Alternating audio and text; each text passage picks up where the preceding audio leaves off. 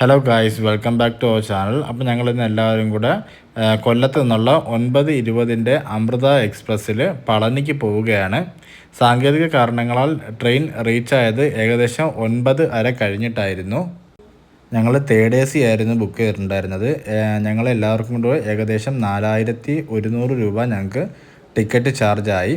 അവിടെ നിന്ന് ഞങ്ങൾ പിറ്റേന്ന് രാവിലെ ഏകദേശം 6:45 കഴിഞ്ഞപ്പോഴത്തേക്കും നമ്മൾ പളനി റീച്ചായിട്ടുണ്ടായിരുന്നു.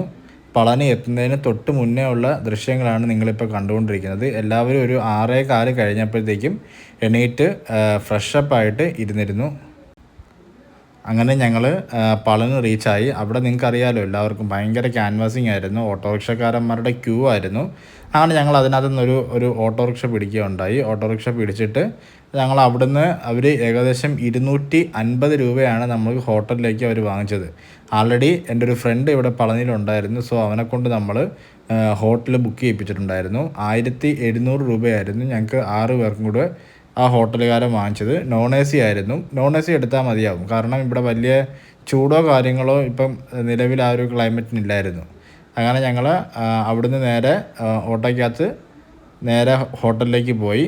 ഒരു 2 കിലോമീറ്റർ അല്ലെങ്കിൽ 2.5 കിലോമീറ്റർ അതിനകത്തേ ഉണ്ടായിരുന്നുള്ളൂ. പക്ഷേ അവർ ഏകദേശം 250 രൂപയാണ് നമുക്ക് വൺ സൈഡ് അന്ന് ചാർജ് ചെയ്തത്. ഇത് നമ്മൾ ഹോട്ടലിൻ്റെ മുകളിൽ നിന്നുള്ള ദൃശ്യങ്ങളാണ് നിങ്ങൾ കണ്ടുകൊണ്ടിരിക്കുന്നത്. അങ്ങനെ ഞങ്ങൾ രാവിലെ ഫ്രഷപ്പായി. ഞങ്ങൾ എല്ലാവർക്കും മുടിയുടെ നേർച്ച ഉണ്ടായിരുന്നു. അങ്ങനെ മുടിയെടുക്കാൻ വേണ്ടി പോവുകയാണ്. അങ്ങനെ ആദ്യമായിട്ട് മീനൂട്ടിക്കായിരുന്നു മുടിയെടുത്തിട്ടുണ്ടായിരുന്നത്. നേർച്ച ഉണ്ടായിരുന്നു. അതേപോലെ തന്നെ ഞാനും എടുത്തു, അനിയനും മുടിയെടുത്തു. ഞങ്ങൾ 3 പേരും മുടി മുട്ടയടിച്ചിട്ടുണ്ടായിരുന്നു. ബാക്കിയുള്ളവരെല്ലാം മുടി അല്ലാതെ കൊടുത്തതേ ഉള്ളൂ.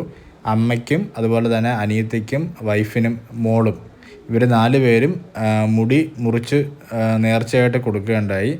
മുടി അവിടെ എടുക്കുന്നത് ഫ്രീ ആണ്. പക്ഷേ നിങ്ങളെല്ലാവരും ഒരു എമൗണ്ട് കരുതിക്കൊള്ളുക, കാരണം അതെല്ലാം ഫുള്ള് കൈക്കൂലിയുടെ പരിപാടികളാണ്. അവർ ഫ്രീ ആണ് എന്ന് എഴുതി വെച്ചിട്ടുണ്ടെങ്കിൽ പോലും ഒരു മുടി എടുക്കുന്നതിന് ഏകദേശം 100 രൂപ വെച്ചിട്ടായിരുന്നു നമ്മൾ കൊടുത്തിട്ടുണ്ടായിരുന്നത്.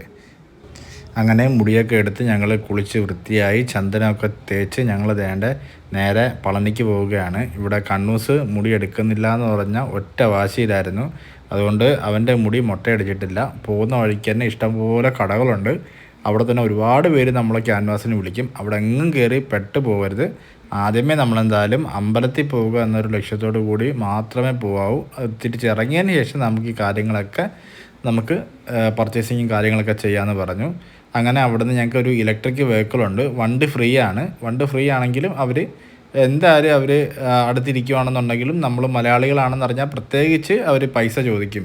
ചായ കുടിക്കാനോ എന്തെങ്കിലുമൊക്കെ ഉണ്ടെന്ന് അവർ ചോദിക്കും. എൻ്റെ അടുത്തും ചോദിച്ചിട്ടുണ്ടായിരുന്നു. ഞാനൊരു 50 രൂപ ഡ്രൈവർക്ക് കൊടുത്തിട്ടുണ്ടായിരുന്നു. പിന്നെ ചില ഡ്രൈവറുടെ പെരുമാറ്റം നമുക്ക് വളരെ മോശമാണ്. ആ മോശമായ ഡ്രൈവർക്കെതിരെ ഞാൻ അവിടെ ഒരു കംപ്ലൈൻറ്റും രജിസ്റ്റർ ചെയ്തിട്ടുണ്ടായിരുന്നു. അതെന്തായി എന്നുള്ളത് പിന്നെ ഞാനത് നോക്കിയിട്ടില്ല. ഇപ്പോൾ പളനിയുടെ മുകളിലേക്ക് നമുക്ക് മൊബൈലൊന്നും കൊണ്ടുപോകാൻ പറ്റത്തില്ല. അതുകൊണ്ട് തന്നെ നമുക്ക് മുകളിലോട്ടുള്ള വീഡിയോസ് ഒന്നും തന്നെ എടുക്കാൻ പറ്റിയില്ല.